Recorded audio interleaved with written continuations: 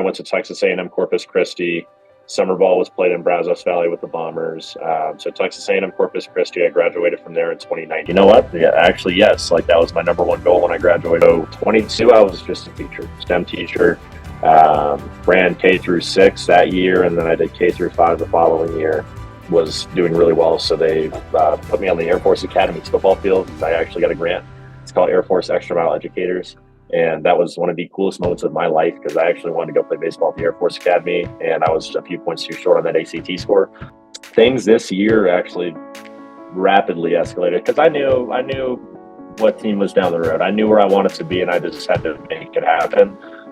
Being a teacher, having a school schedule doesn't necessarily line up with what you're always trying to do. And I think it was important that I was going to find a way to get back out here. So I walk into our office, which has Les Lancaster, our hitting coach, and a few others in there. And the question was, hey, so who are you?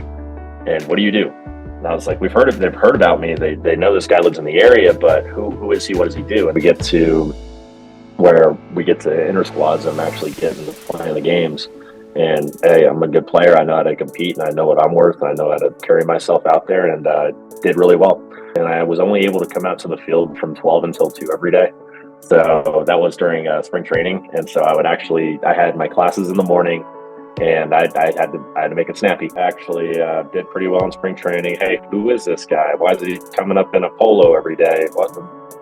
He's got a walkie-talkie? Is he a teacher? That's what I kept hearing. It was people wanted to know about me, and that was the cool part. And the story in itself was just being a part of the inter squads right there. If I was able to help somebody else get better, that's what I like to do. There a few guys actually got hurt, and I knew I was going to be bullpen catching. I knew I was going to be an assistant. I knew I was going to be helping out, just logistically. Smart guy. Hey, like we think you fit in here. So we actually had a few guys go down, and that smart guy turned into a left fielder really, really fast. I was mowing my yard on a Monday, and it had just rained. And he calls me, he's like, hey, we're going to activate you. And I'm like, really awesome. That is because, again, like, I've done a lot of things in my life involving baseball, and that was hands down the best moment ever. It's because this is what you work for. This is where you want to be. This is what you want to be doing.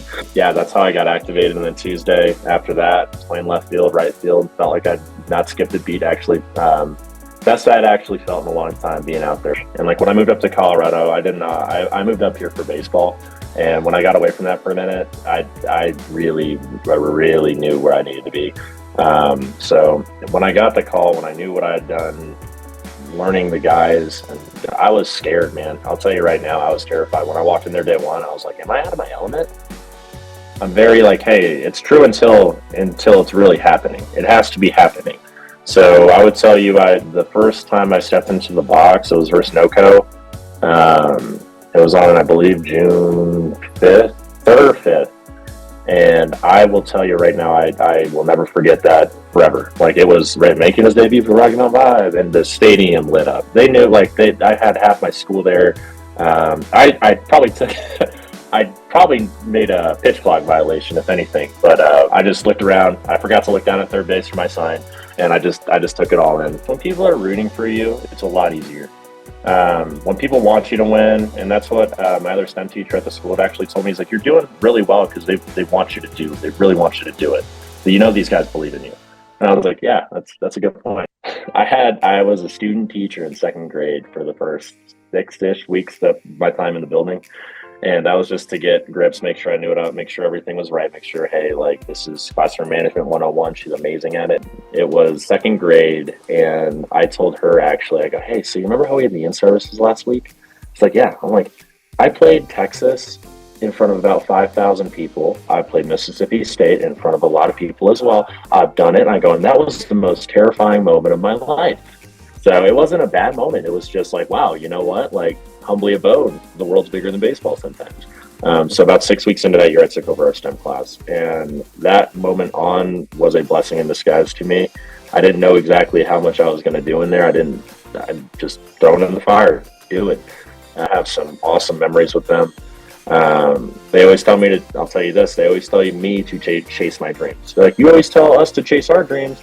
You need to chase yours. Just foundational core memories that they're making in this class are something that I won't forget ever in my life. And I know, like, I get students that come out to the games, and like when I was really like every day playing, You'd hear like, "Oh, Mr. Jeffries," like you'd hear chants. You'd hear Mr. Jeffries. That's that. And at one point, I was in the on deck circle, and you try you're doing the right thing. You want to focus. You really want to focus on what's happening out there. That's the important guy. You got a picture you need to be studying, and then you hear somebody behind you like, "Mr. Jeffries," and I'm like, "Okay, wait, what?" So I turn around, and it's one of the little sisters of one of my students.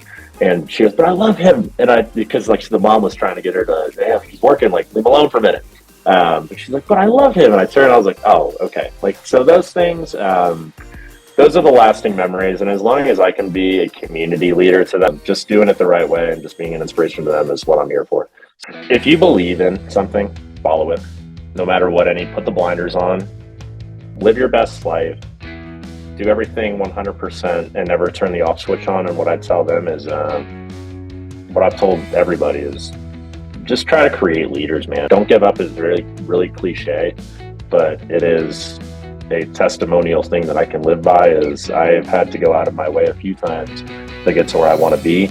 But as long as you don't give up on it and you're a grinder and you don't turn the off switch on, you're going to win. Anybody who's been in that circle of people that they know who they are, and I know you know who you are.